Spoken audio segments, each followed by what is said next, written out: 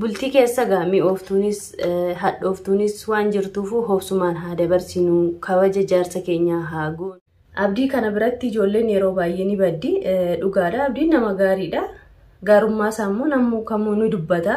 Garuu agasmara abdiin eejensiidha moo dallaalaadha moo maalidha na jechisiisa yeroo tokko jechuudha.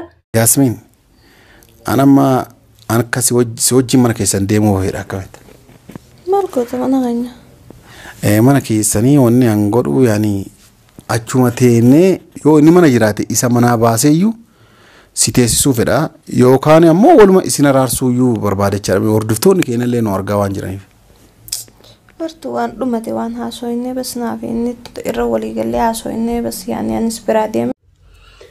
Assalamu alaikum ashama arkafune kabajamtoota hordoftoota waan koosho jirtu bakka jirtanitti nageenyi kiyya isinaa qaqqabu biyya keessas biyya alaas warreen jirtan hunda keessanuu obboleeyyan kiyya qaqqaalii nuti jirra isin akkam jirtu kunoo kobbortaafannee jirra hedduu qorra naannoon keenya ta'ee anumatti qorra ta'ee nama hundatti akkanuma qorra ta'ee hin beekne garuu dhugaan akka qorranaan hedduu qorradha kana malee difaafni immoo na ajjeeftee ni dulloomelleessa nami aguma umriin deemu aguma ilmoo argatu ni dadhabaa deemanatti fakkaate hundaafiyyuu keeriidha.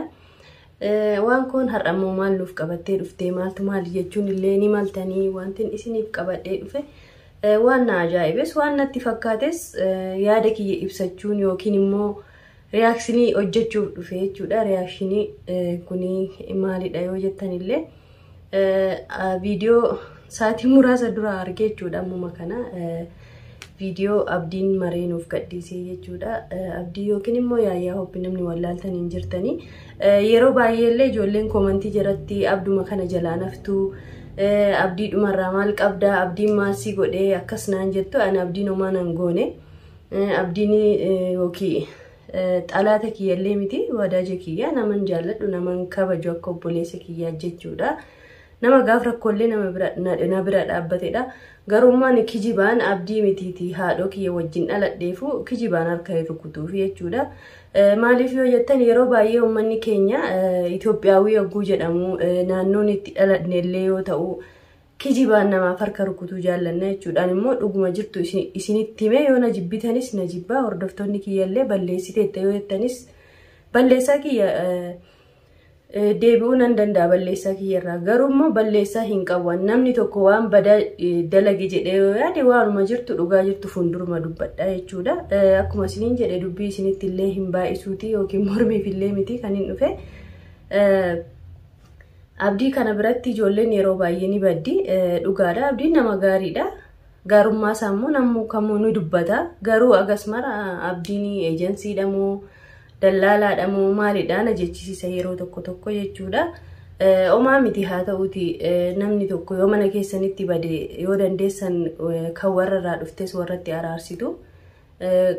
Kan karaa argitanis immoo yaani hallii wayii barbaaduuf malee ofuma bira hin keessanii jechuudha. Namni of bira keessanis numa jira nama akkas garaa qabaatee dhirsi bira hin jirre dhirsi gatee deemee yookiin akkas nama itti siqtu dhabde yoo ta'e malee nama margitan fiddanii mana keessan keessoo jedhee yaadu an akka kiyyatti nama margee shaaraarraa fidee mana hin kaa'u dhugaa dubbatuuf bas nama rakkate yoo ta'e nama kana cinaa dhaabbatu na yaala waan hin qabuun jechuudha. Hordoftootaaf kabajamtoota kiyya akkuma isiniin jedhe obboleettiin keenya Yasmin abdii bira deemtee jirti.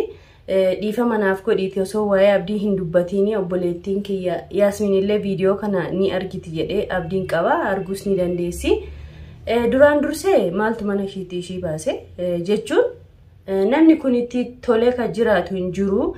Jireenya jechuun hedduu ulfaataa hedduu qormaata qaba dhugaa rabbii dubbatuudhaaf jireenya namaa keessa maaltu si galchee naan jechuu dandeessu dhugaa jireenya namaa keessa galuu hin barbaadu keessas hin galle jireenya isaanii kana namoonni yeroo baay'ee mana isaanii taa'anii iccitii isaanii fixatuu kan danda'an miidiyaa irratti isaan waan baasaniif anillee isaan irraa dubbatuuf dhufe malee lafuma ka'ee ulaatume nama kanarraa reaakshinillee dalagaa hin jiru jechuudha. Hordoftootaaf kabajamtoota kiyya akkuma isiniin jedhe obboleettiin keenya duraan dursite mana kee ho'aa keessaa maaltu si baasee siin jedha.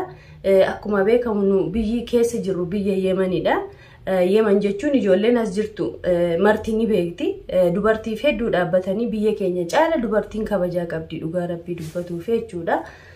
Akkamitti yoo jettan dhiirri tokko Yemeniin dubartiitti bu'ee dubartii rukutu kan tumamaa olanis kan tumanis kan waliyyisiisanis namuma keenya jechuudha. Maaliifuu akkatti guddannee akkatti barannedha. Namoonni hedduun wal jeequ bultii keessatti. Namni tokko bultii keessatti walii hin galu taanaan ilmoo dhaluun dura wallaalu wal madaalu barbaachisa. Itti aansee immoo namni kun eega bultii horate akkasiin ta'a asiin hin baachiin hin gala ni ulfaata dhugaa rabbii dubbatuuf. Maaliif yoo jettan nuti gaafa dargaggummaa gaafa laaxxummaa utaallee akka feene taanee bashaafataa jenneerra hundi keenya namni laayifii akkasiin dabarsine hin jiru. Tabaanis taatu maaliinis hin beekna ijoolleen biyyatti dhalanne. Kanaafiyyuu bultii yoo seentano fakkeenyaaf haati manaaf abbaan warraa kun abbaan warraa kiyyani gara bitaa deemi yoo jedhe garuma bitaa deema. Gara mirgaas deemi yoo jedhe garuma mirgaa deema. Maaliif yoo jettanu lakki maaliif gara bitaa deeminaan jette jedhee yoo mormii kaase ani tokko jedha inni lammata dabala ani sadii jedha inni afur akkasittiin deemti dubbii wal keessa beektanii. Kanaafuu duraan durse namni wal kabajuu qaba. Itti aansitee mana kiyyaa hin bahu yoo feete ati naaf bahii jedhiin ati maaliif yoo jette ati garaa qabda isan manaasiif gadhiisuu barbaachisa. Maaliifuu kunoo innuu sigatee baduuf deemaa jedhee jechaa jirtanii mitiire. Akkasuma inni sigatee haa deemuuti Oromoon bal'oodha si gargaarti obboleettii kiyya magaalaa kana Oromoon guutu magaalaan alallee Oromoon guutuudha si gargaara namni haga humna isaati yoo inni sigatee deeme dhugaa dubbatuuf namni magaalaa kanatti haga humna isaa wal bira ni dhaabbata wal gargaara. Kanaafiyyuu maaltu mana keetii si baasee Yaasmiin kuni dogoggora guddaadha.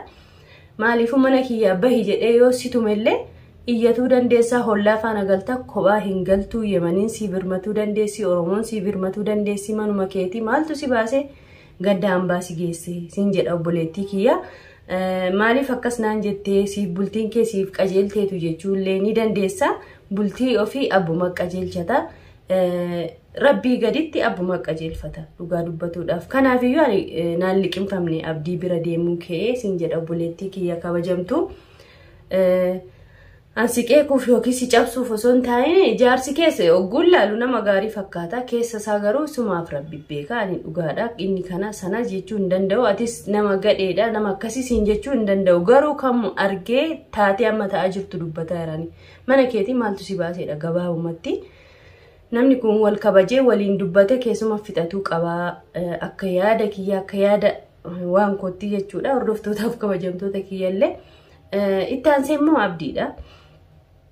Abdiin maali yoo naan jettani abdiin illee aga kaameeraa afuu mucayyoo keessumaan fixxee fi yoo dandeesse keessumaan gargaarte keessumaan waan ishiin feetu hunda irraa barattee yoollee wanti kun waan humna keetii ol ta'u taate kaameeraa afuu yoo baaftee bareeda. Maaliif yoo jettan iccitii keessan yeroo baay'ee miidiyaarra baasuun xiqqoo hin ulfaata an akka kiyyaatti jechuudha. Namni hunduu akkuma isiniin jedhe yaada mataasaa karaa mataasaa ni qaba.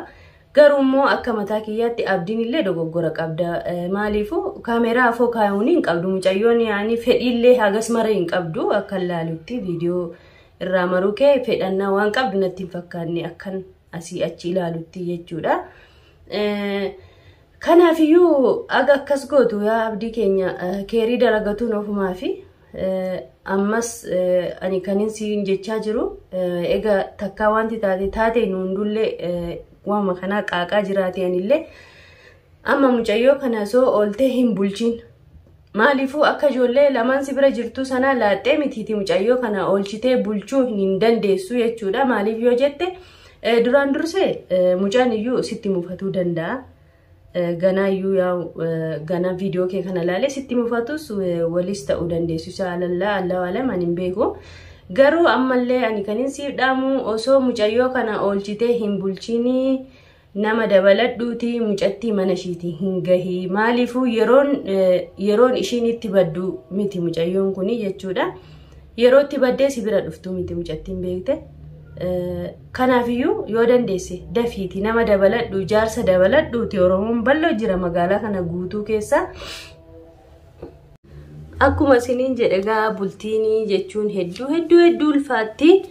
Kanaafiyyuu bultii keessatti immoo baay'ee gammachuun illee ni jirti kunoo atillee haadha ilmoo ta'uuf deemta Yaasmiin keenya sheexana rabbiin isin jidduu haa kaasuuti walitti deebi'aa isiniin jedha abdiin illee dafiitii mucayyoo kana warra dirsaan gahii maaliifuu siif illee gaarii miti nama kaaniifiyyuu gaarii miti innumtuu dhufee booda yoo jaartiin kiyya maal si biraa goote jedhe dubbiidha kanaafiyyuu ani waan natti fakkaate waan natti dhagahame qaaqee hordoftootaaf kabajamtoota kiyya bultii keessa gaamii ooftuunis hadhooftuunis waan jirtuufu hobsumaan haa dabarsinu kabaja jaarsa keenya haa goonu waan jaarsi keenya godhe jedhu haa dhageenyu innillee akkasumas dhiironnillee waan haati manaa keessan jibbitan dhiisaa waan ishiin isiniin jette wal dhagahaa wal kabajaa wal jaaladhaa keessattuu ijoolleen biyya ambaa jirru kun wal jaalannee wal kabajuun dirqama keenya firan qabnu maatiin qabnu as keessaa isiniin jedha hordoftootaaf kabajamtoota kiyya kanaafiyyuu bultii keessa mi'ooftuun kunoo kan akkasiifaa jira kunoo ilmoo akkatti rabbiin namaa kenna haana dhugadhu maa jedhi maama kanaafiyyuu ilmoo keessan kana daran mee maaltu jira gammachuuni kana isiniin jedha hordoftootaaf kabajamtoota kiyya yoon balleesses dhiifamanaaf godha video biraan hanga walitti deebinutti nagaan tura nagaan jiraadha isiniin jedha baay'ee jedhiin sabku